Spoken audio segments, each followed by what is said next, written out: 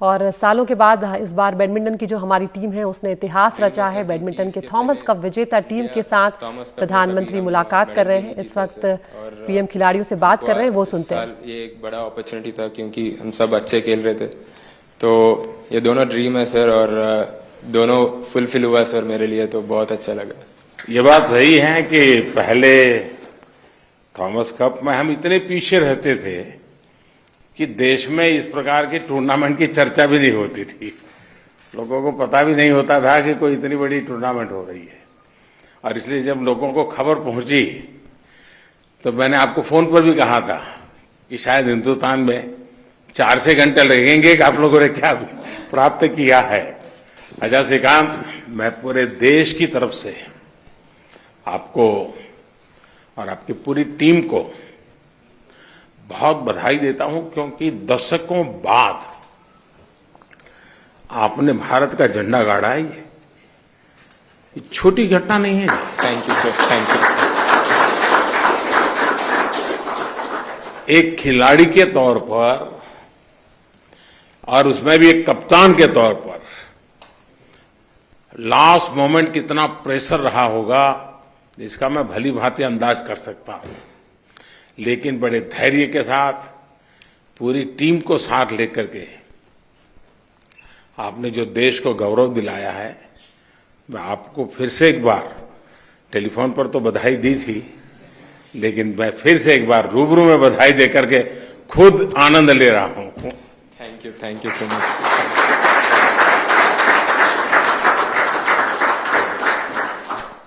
जरा खेल के विषय में बताइए, अपना अनुभव बताइए।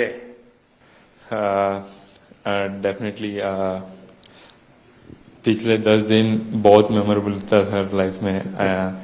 जैसे हम ऑन कोर्ट पे गेला, ऑफ कोर्ट में भी बहुत अच्छा सपोर्ट कर रहा था पूरा टीम, बहुत मेमोरेबल था, बहुत सपोर्ट मिला सपोर्ट स्टाफ से, और इधर से इंडिया से भी बहुत सपोर्ट मिला था और बहुत अच्छा लगा सर पिछले दिन। अभी भी हम लोग उधर थाईलैंड में ही है अभी भी हम बॉडी इधर है लेकिन माइंड उधर ही। लास्ट पॉइंट में जैसे श्रीकांत भाई जीता, आग पे ही है सर अभी भी, तो हम वो मोमेंट स्टिल एंजॉय कर रहे हैं सर। रात में कैप्टन डांटता हुआ दिखता होगा। फाइनल्स के बाद सब लोग मेडल पहन के ही सोया सर, कोई उतारा नहीं। मैंने किसी का ट्वीट देखा, सर प्रणय का देखा, प्रणय को लेकर के बैठा है और कह रहा है मुझे नींद आ रही है। अच्छा, खेलने के बाद आप वीडियो देख करके क्या कमी रही वेरीफाई कर लेते हैं? हाँ सर, दोनों मिलकर। हाँ, कोच के साथ बैठ के मैच के पहले कल किसके साथ खेल रहे उनका गेम पूरा एनालाइज करके ज्यादा सर। चलिए सात्विक, आपकी सफलता ने ना सिर्फ ये साबित किया है कि आपके कोच सही थे, बल्कि ये भी साबित किया है कि आप स्वयं में एक बहुत अच्छे खिलाड़ी हैं। और अच्छा खिलाड़ी वो है जो अपने आप को खेल की जरूरत के हिसाब से तैयार करता है, उसमें ढालता है, बदलाव है तो स्वीकार करता है, तभी तो प्राप्त कर सकता है। और आपने उस बदलाव को स्वीकार किया, अपने आप को ग्रो करने के लिए जो भी जरूरत थी, और आज का परिणाम है कि आज देश को गर्व हो रहा है। मेरी तरफ से आपको बहुत शुभकामनाएं हैं। आप आगे बहुत कुछ करना है, रुकना नहीं है, इतनी ही शक्ति के साथ जुटे रहिए। बहुत बहुत शुभकामनाएं। Thank you, thank you.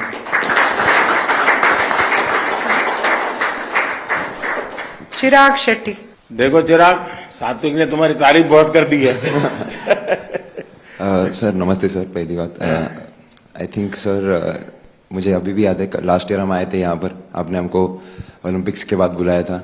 120 athletes थे और सभी को आपने अपने घर पे बुलाया था। जो मेडल नहीं जीते थे वो भी आए थे यहाँ पर, तो हमें काफी दुख था तभी कि हम मेडल जीत नहीं पाए अपने देश के लिए। बट अभी इस बार जब भी हम थॉमस कप गए थे, हमें एक ये था कि जुनून था, कि एक जज्बा था, पता नहीं क्या था, बट कुछ तो करके एक मेडल तो पक्का लेके आना है। और शायद ही हमने सोचा होगा कि गोल्ड होगा, बट मेडल तो सोचा ही था। तो आई थिंक इससे बड़ी खुशी हम अपने देश के लिए कुछ नहीं दे सकते सर। और मैं वही एक चीज कहना चाहता हूँ सर। देखिए, आप लोग आए थे उस समय, उसमें से मैं देख रहा था कुछ लोगों के चेहरे बहुत लटके हुए थे, और आपके मन में ये था कि देखिए हम मेडल के बिना आ गए, लेकिन उस दिन भी मैंने कहा था कि आपका वहां पहुंचना वो भी एक ना एक मेडल है, मैंने उस दिन कहा था।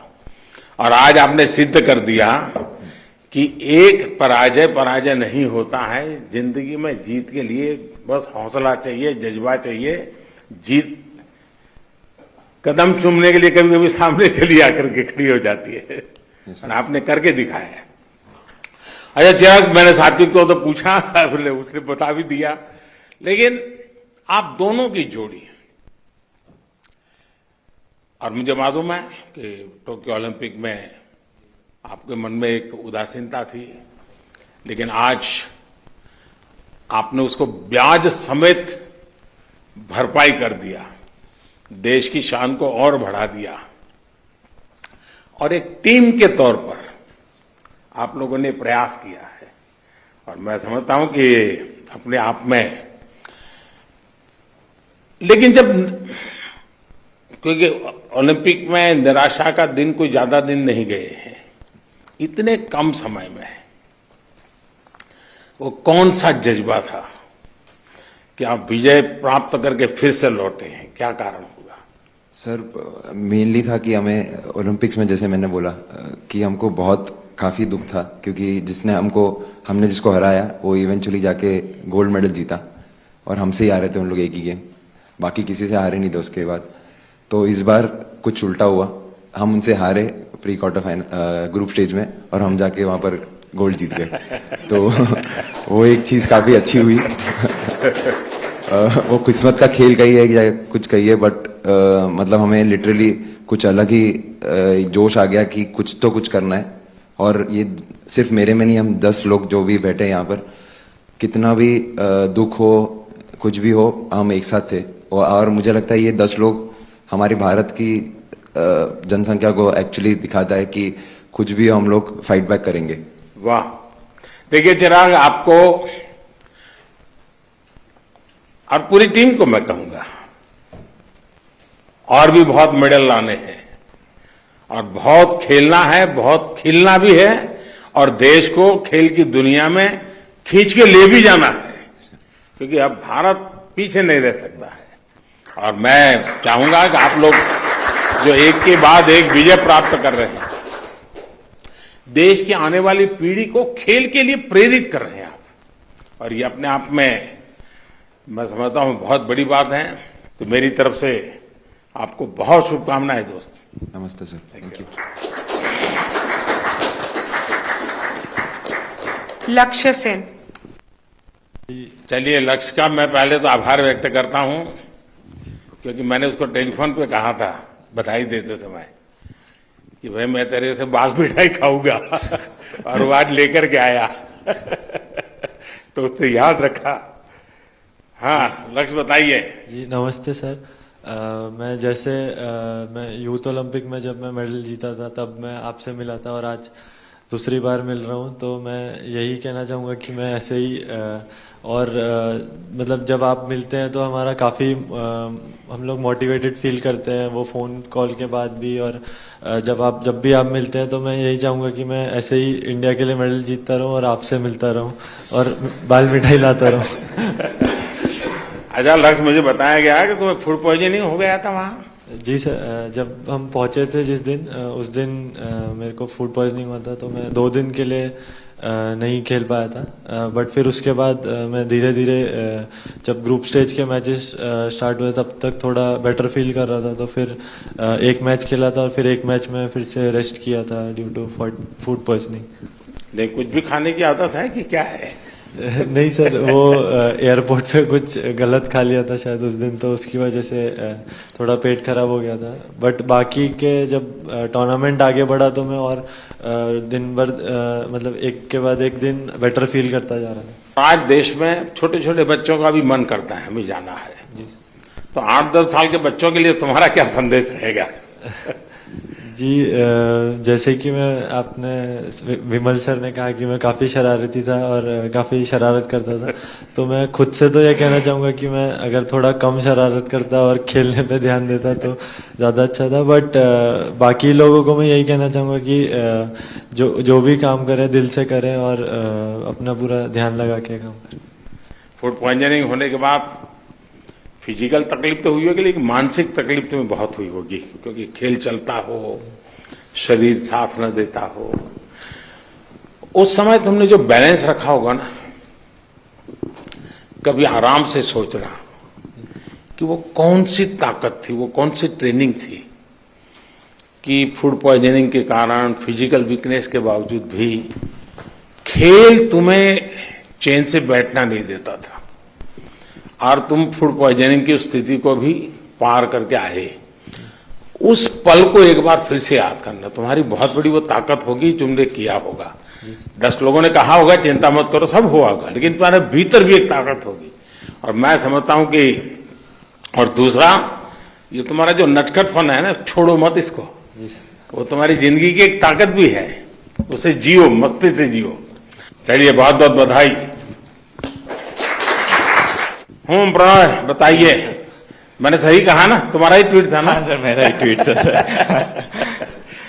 Sir, it's been a very happy moment for all of us because we won the Thomas Cup after 73 years, and I think even more proud moment because we could win it for a country on our 75th year of independence. So I think that's a great gift for the country, and I'm really happy.